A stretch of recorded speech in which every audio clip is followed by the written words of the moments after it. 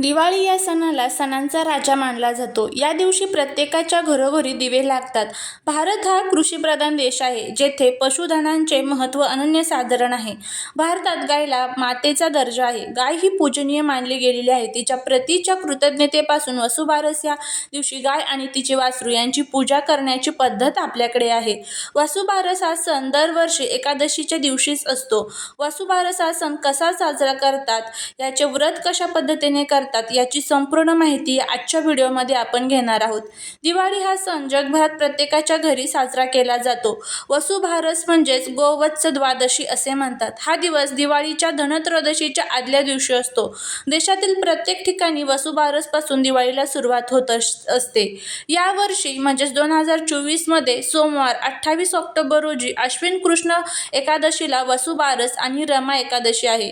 त्यामुळे वसुबारस यावर्षी एकादशीच्या दिवशीच आली आहे. त्यामुळे यंदाच्या वसुबारसेला अनन्यसाधारण महत्त्व प्राप्त झाले आहे. समुद्र मंथनातून 5 कामधेनू उत्पन्न झाल्या होत्या. त्यातून नंदा नावाच्या गोमातेला उद्देशून हा सण साजरा केला जातो असे म्हणतात. वसुबारस या शब्दातील वस्तू आणि धन यासाठी आलेली बारस म्हणजे द्वादशी. वसुबारसची पूजा करण्यासाठी सौभाग्यवती स्त्रिया सकाळी अथवा संध्याकाळी गायीची पूजा करतात आणि घरात देवी लक्ष्मीचे आगमन व्हावे ह्या हेतून या दिवशी गाई आणि वासराची पूजा केली जाते. घरातील बायका गाईच्या पायावर पाणी घालतात, गाईला हळदी कुंकू अक्षता वाहतात. त्यांच्या घरी गुरे वासरे आहेत त्यांच्या घरी या दिवशी पुरणाचा स्वयंपाक केला जातो. मग गाईला ओवाळून केळीच्या पानावर पुरणाचा नैवेद्य दिला जातो. वसुबारस सणाच्या दिवशी गहू मूग खाऊ नये. महिला या दिवशी दिवसभर उपवास करतात. बाजरीची भाकरी आणि गवारीच्या शेंगांची भाजी खाऊन उपवास सोडण्यात येतो. या दिवशी दूध किंवा दुधाचे पदार्थ, तळलेले पदार्थ खात नाहीत. अश्विन कृष्ण पक्षातील द्वादशी तिथीला वसुबारस म्हणतात आणि पंचांगानुसार द्वादशी तिथी ही 28 ऑक्टोबर 2024 रोजी संध्याकाळी 7:34 पासून ते 29 ऑक्टोबर संध्याकाळी 5:04 पर्यंत असणार आहे. उदया तिथीनुसार 28 ऑक्टोबरला म्हणजेच येत्या सोमवारी वसुबारस साजरी केली जाणार आहे. कामधेनू हे मातृत्व, प्रजनन, दैवत्व आणि पालन पोषण यांच्या आशीर्वादाशी संबंधित जोडले जाते. देवी गाय कामधेनू 7 महान देवांची देणगी म्हणून उदयास आली अशी मान्यता आहे. भगवान श्रीकृष्ण आणि विष्णू अवताराशी यांचा संबंध असतो. हा सण मायलेकांच्या नात्याची पूजा म्हणून पाहिला जातो. म्हणून काही ठिकाणी महिलांचा या दिवशी मुलांसाठी उपवास करतात. वसुबारसाला घरासमोर रांगोळी काढतात. घरातील गाय वासरू यांना आंघोळ घालतात. शहरात गाय वासरू नसतात, तर त्यामुळे गाय आणि वासराची मूर्ती जर असेल तर त्याची पूजा केली जाते. अभिषेक करून नवी वस्त्र घातली जातात. या दिवशी संध्याकाळी तुळशीपुढे दारात दिवा लावला जातो, पणत्या लावल्या जातात आणि या दिवसापासूनच वसुबारसची सुरुवात होत असते. आता आपल्याला गाईला काही वस्तू खाऊ घालायच्या आहे. आता तुमच्याकडे जर आजूबाजूला कुठे गाय नसेल तर आपल्याला कशा पद्धतीने हा उपाय करायचा आहे त्याबद्दलचीही माहिती आजच्या व्हिडिओमध्ये आपण घेणार आहोत. त्यामुळे जर तुम्हाला हा व्हिडिओ आवडला तर चॅनलला सबस्क्राईब करा, शेजारील बेल आयकॉनलाही प्रेस करा, म्हणजे माझ्या सर्व नवीन व्हिडिओंचं नोटिफिकेशन तुम्हाला मिळेल आणि तुम्ही एक पण व्हिडिओ मिस करणार नाही. त्याचबरोबर कमेंटमध्ये जय माता लक्ष्मी लिहायला अजिबात विसरू नका. वसुबारसच्या दिवशी तुम्हाला सकाळी लवकर उठायचं आहे, स्वच्छ आंघोळ करायची आहे आणि त्यानंतर प्रदोष काळामध्ये म्हणजे संध्याकाळी जर तुम्ही पूजा केली तर अतिशय उत्तम. संध्याकाळी टाईम नसेल तर तुम्ही सकाळीही करू शकता. आपल्याकडे जी गाय आणि वासराची देवघरामध्ये मूर्ती असते तर त्याची आपल्याला पूजा करायची आहे. जर तुमच्याकडे मूर्ती नसेल तर तुम्ही या दिवशी नवीन मूर्तीची स्थापना देखील करू शकता. सर्वात प्रथम गणपती बाप्पांवरती तुम्हाला अभिषेक करायचा आहे. गणपती बाप्पांना विड्याच्या पानावरती स्थापित करायचं आहे. त्यानंतर बाळकृष्णावरती अभिषेक करून बाळकृष्णालाही विड्याच्या पानावरती स्थापित करायचं आहे. त्यानंतर गायीची मूर्ती जी आहे तर ती घ्यायची आहे, तिच्यावरतीही अभिषेक करायचा आहे. गायीच्या मूर्तीवरती अभिषेक करत असताना दूध किंवा पंचामृताचा चुकूनही वापर करायचा नाही.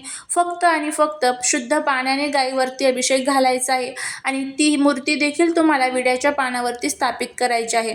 त्यानंतर हळदी कुंकू अक्षदा सर्व देवी देवतांना अर्पण करायच्या आहेत. फुलं गंध अक्षदा गणपती बाप्पांना तुम्हाला दुर्वा अर्पण करायच्या आहेत.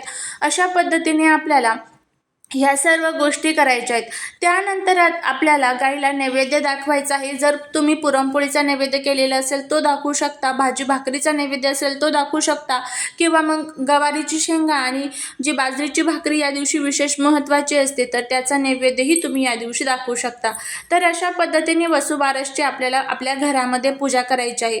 आणि आता आपल्याला एक प्रकारचा नैवेद्य गाईला खाऊ घालायचा आहे. आता हा नैवेद्य कोणता आहे त्याबद्दलची आपण माहिती घेऊया. सर्वात प्रथम तुम्हाला काय करायचं आहे बघा, एक ताट तयार करून घ्यायचं आहे. त्या ताटामध्ये तुम्हाला दिवा ठेवायचा आहे. त्यानंतर फुलं, गंध, अक्षदा ठेवायच्या आहेत. एक तांब्याभर पाणी घ्यायचं आहे आणि प्रत्यक्ष जर तुमच्या आजूबाजूला गाय वासरू असेल तर तिथे तुम्हाला जायचं आहे.